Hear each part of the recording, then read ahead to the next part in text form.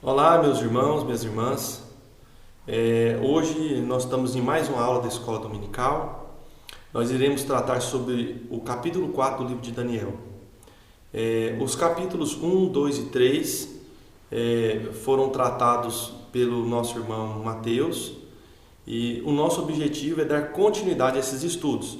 Se você não tem acesso ou não teve acesso ainda, basta você ir nos históricos da Escola Dominical que você vai se contextualizar.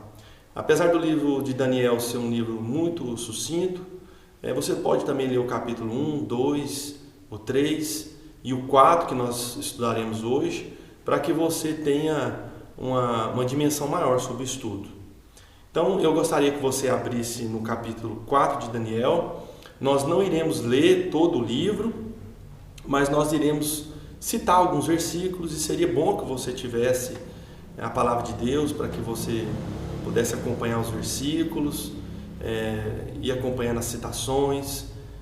Em alguns momentos nós iremos para outros textos bíblicos, ouvir o que Jesus tem a dizer sobre aquilo que acontece no livro de Daniel. Então seria muito bom você ter a palavra de Deus. E se você não tem a palavra de Deus, eu irei citar os versículos para que você acompanhe e tenha um entendimento maior sobre o texto. Tá? O nosso objetivo é que Deus transforme realmente o nosso coração com esses estudos, realmente que Deus faça algo em nossas vidas. Nós sabemos que o livro de Daniel é um livro desafiador, é um livro que mostra como Daniel foi firme em relação às suas convicções para com a palavra de Deus. Nós sabemos que no livro de Daniel o povo está sob o domínio do Império Babilônico. E é um livro muito desafiador, é um livro que chama a gente realmente a ter uma postura diferente em relação ao mundo, em relação a tudo aquilo que nos desafia a ser contra as coisas de Deus. Então vamos iniciar a nossa aula, a nossa exposição bíblica, e que essa meditação, essa breve meditação, atinja o seu coração. Esse é o nosso desejo, essa é a nossa expectativa. Então, antes da gente iniciar no capítulo 4, eu quero que vocês compreendam o que acontece com Nabucodonosor, que é o principal personagem do livro de Daniel, antes do capítulo 4. O que acontece com Nabucodonosor, como Deus age para que Nabucodonosor perceba o Deus verdadeiro, um Deus vivo. E eu vou fazer essa exposição para que vocês sejam contextualizados, para que a gente chegue no capítulo 4 e a gente entenda o que está acontecendo ali no capítulo 4. A gente sabe dos personagens que é Daniel, Ananias, Misael e Azarias no livro de Daniel. Esses 4 personagens bíblicos, judeus, são homens que são chamados pelo rei Nabucodonosor e são colocados na gestão do reino de Nabucodonosor. E esses homens então são homens jovens, em média 17 anos, mas que têm um exemplo de vida muito acima da expectativa ou do modelo das outras pessoas, daqueles que estavam no governo de Nabucodonosor e daqueles também que eram do povo judeu. É tanto que Nabucodonosor coloca esses 4 jovens em destaque no governo, principalmente Daniel, e eles são vistos como homens de Deus, homens que servem um Deus diferente. No capítulo 1, 2 e 3, esses homens são provados, são jogados na fornalha, como todos conhecem a história, e então Nabucodonosor é exposto a um Deus que ele nunca tinha visto, que ele não conhecia.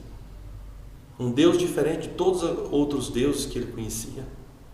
E é muito interessante isso, porque como Nabucodonosor dá oportunidade ao povo de Deus, um povo que era cativo ao reino da Babilônia, esses eventos que acontecem através desses 4 homens que são judeus, Nabucodonosor é levado a reconhecer que esse Deus é um Deus diferente. O primeiro contato de Nabucodonosor com alguns milagres, alguns acontecimentos, faz com que Nabucodonosor confesse Jeová como um Deus verdadeiro. Ele confessa que é um Deus verdadeiro, um Deus diferente, mas apesar desses dois aspectos que atingem o coração de Nabucodonosor, um outro aspecto que é muito relevante não chega ao coração de Nabucodonosor, que é reconhecer que Jeová é o único Deus, o único e verdadeiro Deus. Então Nabucodonosor para nessas duas declarações, que Deus, Jeová, é um Deus acima de todos e que Ele é um Deus verdadeiro, mas não reconhece Jeová como Deus da vida dele, como um único Deus, um Deus acima de todos, inclusive dele. E esse é o panorama que acontece nos 3 capítulos, né? Deus se manifesta indiretamente no capítulo 1 para Nabucodonosor, aborda diretamente no capítulo 2 e acontece algo tremendamente no capítulo 3. Mas apesar de tudo isso que acontece nos 3 capítulos, Nabucodonosor ainda tem uma resistência contra esse Deus que é o Deus dos judeus, que é o único e verdadeiro Deus, que é o nosso Deus, e ele não se converte a esse Deus. E aí então começa o pano de fundo para a gente entender o capítulo 4 de Daniel, que é um capítulo onde Deus efetivamente vai agir na vida desse rei, que é o rei Nabucodonosor. Um Deus pagão, um Deus que faz coisas terríveis, um rei que faz coisas terríveis, inclusive manda perseguir os sábios, né, de todo o reino, e por muito custo ele consulta Daniel, mas ele é um rei soberbo, um rei muito poderoso, talvez tão poderoso como nenhum outro rei que a gente conhece, e esse rei então vai ser chamado a se converter a um único e verdadeiro rei. Então a gente vai começar o capítulo 4, e eu queria começar com a interpretação de 2 versículos, que é o versículo 2 e o versículo 3, que eu queria ler para vocês, queria que vocês acompanhassem na Bíblia de vocês, que a palavra de Deus diz o seguinte: após o rei Nabucodonosor introduzir o capítulo 4, como ele introduz os outros capítulos, ele faz 2 declarações muito importantes, que são declarações que ele não tinha feito ainda nos 3 outros livros. Primeiro, no versículo 2 ele fala: pareceu-me bem tornar conhecido os sinais e as maravilhas que Deus o Altíssimo tem feito para comigo. E essas 2 palavras aqui, sinais e maravilhas, são muito importantes para a gente entender aquilo que Nabucodonosor fala que ele não tinha falado antes. Primeiro, sinais. Esses sinais aqui, a interpretação correta é realmente milagres, atos miraculosos que Deus tinha feito na vida dele e ele tinha presenciado. E a segunda palavra que o texto diz, que é maravilhas que Deus o Altíssimo tem feito para comigo, são atos, acontecimentos com feitos maravilhosos, né? Então é interessante como Nabucodonosor agora, no início do capítulo 4, ele coloca Deus, percebe Deus de maneira diferente, né? Ele tem uma percepção diferente que ele teve nos outros 3 capítulos. E ele continua no versículo 3 dizendo: como são grandes os seus sinais e como são poderosas as suas maravilhas.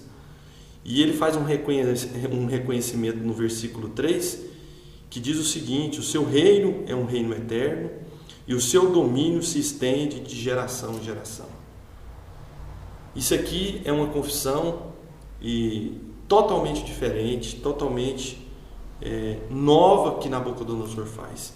E ele continua essa mesma declaração um dos últimos versículos, que é o versículo 35 e o versículo 37, que ele vai colocar Deus como um Deus soberano.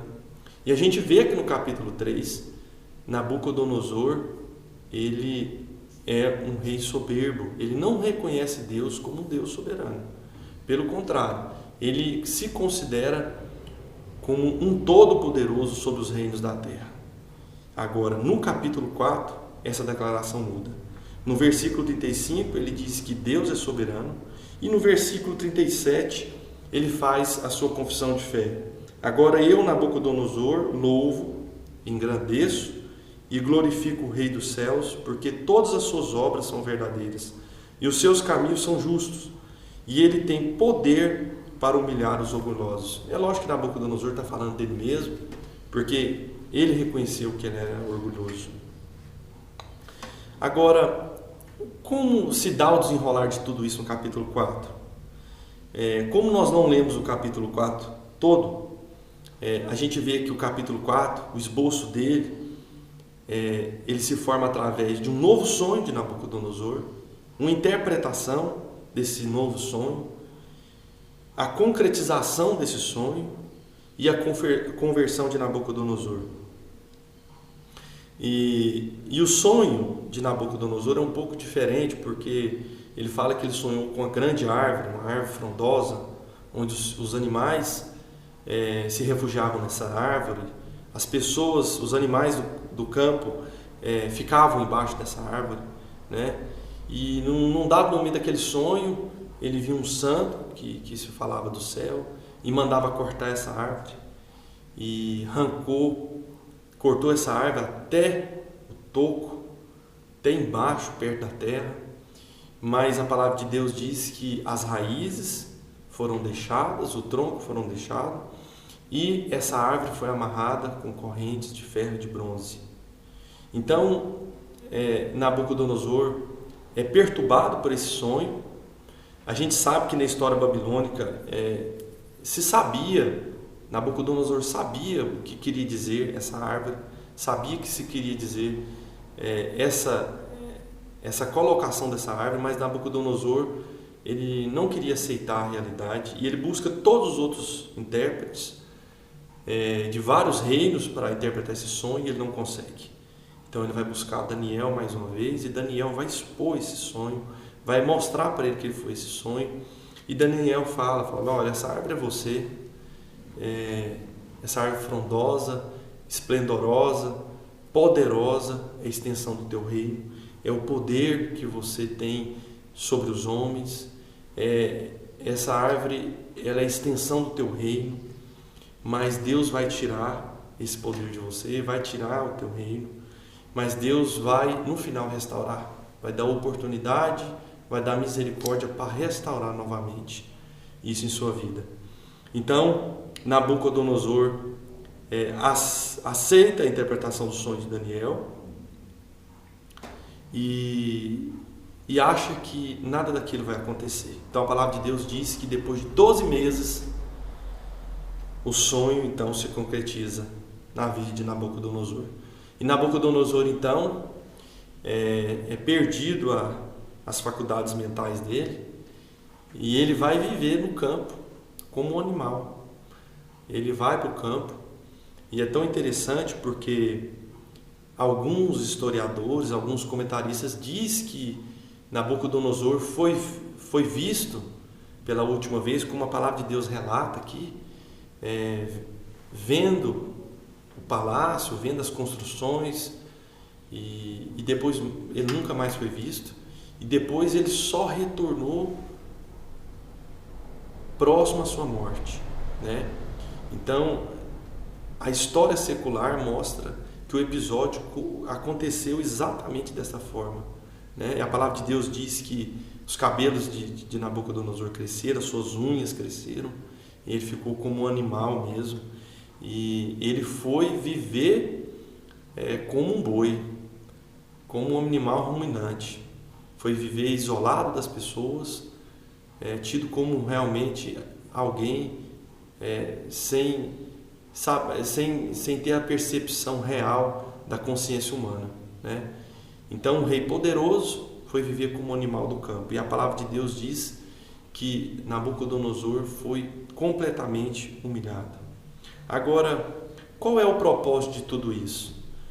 Vamos lá no versículo 25, que a gente vai ver a própria palavra de Deus dizer qual era o propósito de tudo isso. Se você acompanhar comigo no versículo 25 do capítulo 4, a palavra de Deus vai dizer que até que conheças que o Altíssimo tem domínio sobre os reinos dos homens e o dá a quem Ele quer. Então o versículo 25 vai mostrar qual é o propósito de tudo isso na vida de Nabucodonosor. O propósito nada mais é de que mostrar quem é o verdadeiro Deus, quem é que realmente domina sobre os reinos da terra. E isso aqui é muito importante para afirmar algumas verdades no nosso coração, porque nós estamos falando de um rei e de um reinado que dominava sobre a terra. E a palavra de Deus diz que o propósito de tudo isso era demonstrar que Deus é quem domina sobre os reinos da terra. É Deus que tem o controle sobre os reinos, o governo e tudo aquilo que tem autoridade. E isso tem um propósito muito grande na nossa vida.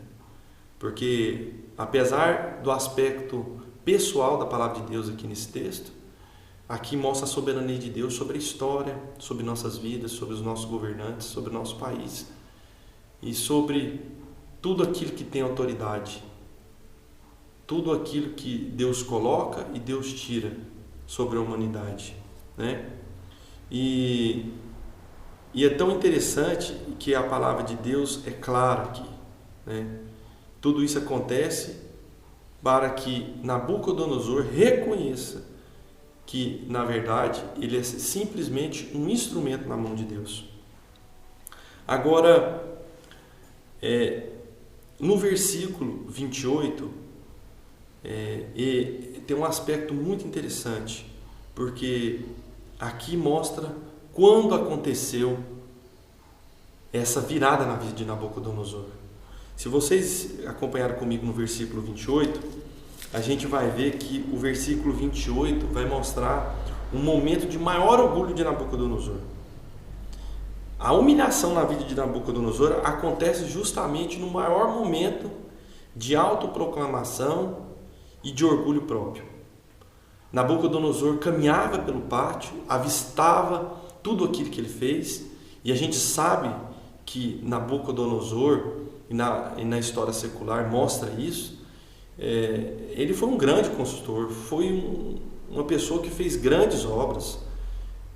A gente conhece os jardins suspensos da Babilônia, que por muito tempo estava entre as 7 maravilhas do mundo, e a gente sabe tudo aquilo que o Império Babilônico fez. Então Nabucodonosor estava nesse momento. Ele olhava os jardins, olhava suas construções, e ele falava para si mesmo: eu fiz esse império, eu fiz tudo isso, eu utilizei desse poder, eu sou o Todo-Poderoso, né?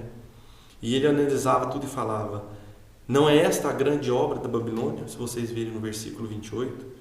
Então ele olhava tudo aquilo, e justamente nesse momento ele perde a consciência daquilo que ele é, e ele então vai viver como os animais do campo, sozinho e humilhado.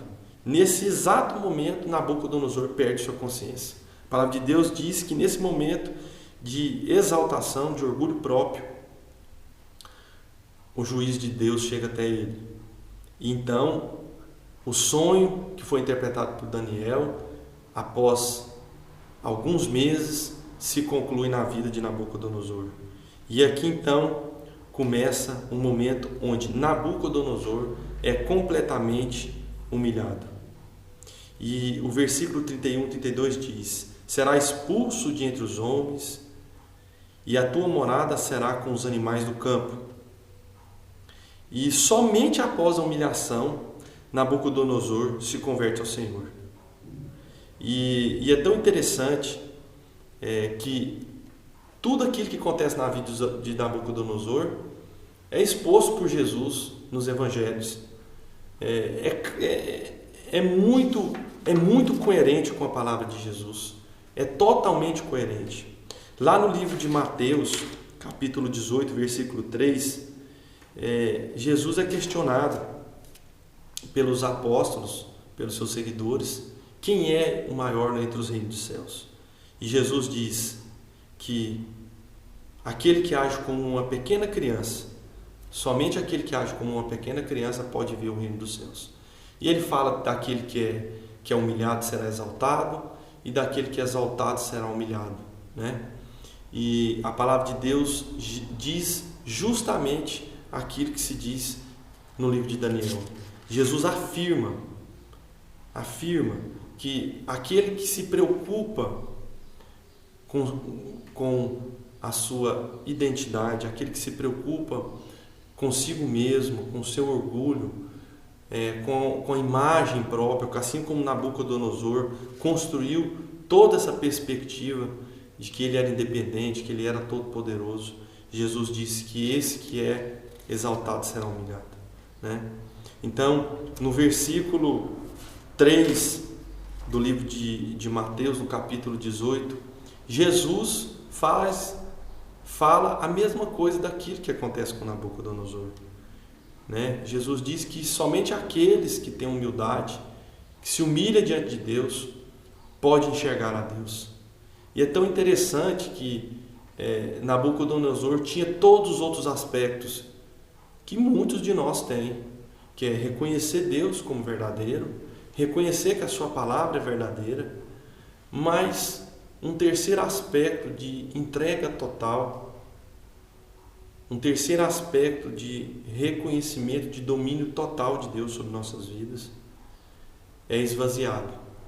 E é justamente nesse ponto, nesse aspecto do coração que Jesus fala em Mateus 18. E que é a profecia que Daniel interpreta, que é o sonho que vai acontecer com Nabucodonosor. É como se Deus estivesse falando através de Daniel para Nabucodonosor: o seu coração ainda não é todo meu, né? É como se Deus estivesse falando para Daniel, assim: olha, você reconhece todas as coisas, mas você não reconhece ainda que eu sou um Deus soberano, que eu sou um Deus dono da sua história, que eu não negocio o seu coração, eu não negocio a sua individualidade. É eu que governo, eu que sou soberano. É como se Daniel estivesse falando isso para Nabucodonosor. E Nabucodonosor vai entender isso da pior forma possível. Mas Deus, de forma misericordiosa com Nabucodonosor, dá uma outra oportunidade para ele, quebrantando o coração de Nabucodonosor. E após a gente perceber isso, a gente entender a história, o que acontece no capítulo 4, a gente pode tirar duas lições aqui. A primeira lição prática que eu queria deixar com a meditação de hoje. Primeira coisa: nunca desista da conversão de alguém. Deus é soberano. Deus é onipotente. O texto de Daniel, capítulo 4, mostra isso de forma clara. É Deus que é o Senhor da história. É Deus que governa. É Deus que tem o poder de converter o coração do homem. E aqui fica uma lição clara para nós, junto com os ensinamentos de Jesus, que a graça de Deus, ela é irresistível. Quando há um propósito de Deus, quando chega o tempo de Deus para com Nabucodonosor, ele não resiste. Por mais que ele é poderoso, por mais que ele tenha as percepções, por mais que ele tenha toda aquela influência de poder, de reinado, aquilo não vale nada diante de Deus, né? E para aqueles que levam a palavra de Deus, e muitas vezes se veem desestimulados ou sobrecarregados, esse texto vem reafirmar uma atitude de soberania e onipotência de Deus. É Deus que traz os resultados, né? É Deus que está sobre tudo aquilo que é chamado para com o homem, né? Então, e para aqueles também que esperam a conversão de alguém, de um filho, de um esposo, a palavra de Deus aqui ela é clara. Quando chega o tempo de Deus, Deus traz de qualquer forma essa pessoa, né? Uma segunda lição dessa história, e aqui endereçado àqueles que não creem ou que são inconsistentes na fé, e que tem os dois primeiros aspectos que Nabucodonosor tinha no capítulo 1, 2 e 3, que é o reconhecimento de Deus, da sua palavra, dos acontecimentos, que existe um Deus verdadeiro. ou para aqueles também que não têm uma fé inconsistente, mas não creem nas coisas de Deus, né? E para essas pessoas que ainda não estão suficientemente aos pés de Deus. A mensagem aqui é o porquê você ainda não está suficientemente aos pés de Deus. É porque você não foi ainda suficientemente humilhado, né? A palavra de Deus diz aqui que enquanto Nabucodonosor não chega ao seu limite de reconhecimento que Deus é soberano de forma absoluta sobre a vida dele, ele não se converte ao Senhor. E é o mesmo texto que Jesus fala em Mateus 18, capítulo 3, né? Sobre aquele que está humilhado, sobre aquele que é dependente como uma criança.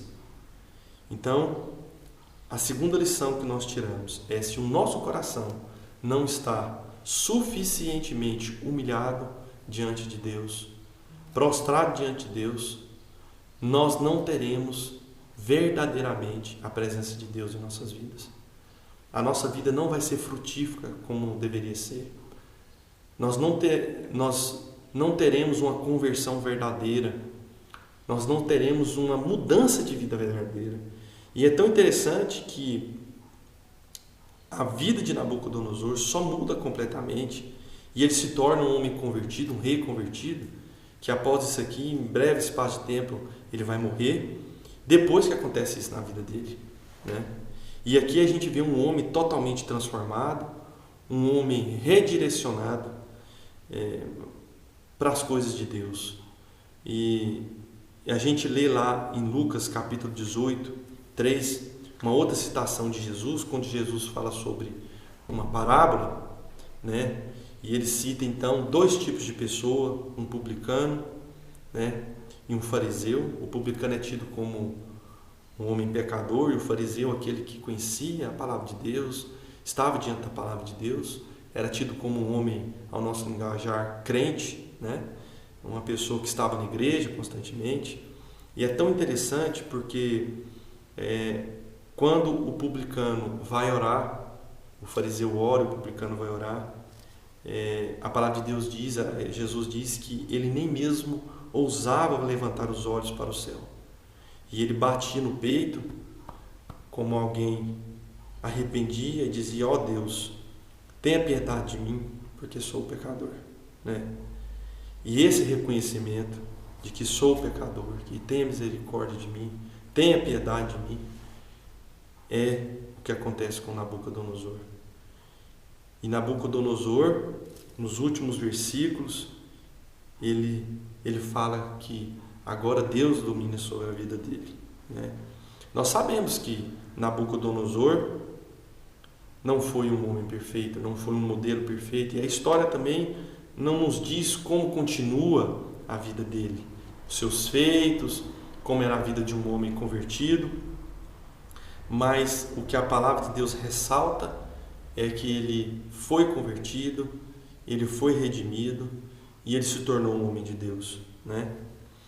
E só para citar um outro texto, lá em Marcos capítulo 2, 17, quando mais uma vez a palavra de Deus reafirma através de Jesus que Jesus não veio para chamar os justos, e sim os pecadores ao arrependimento, né?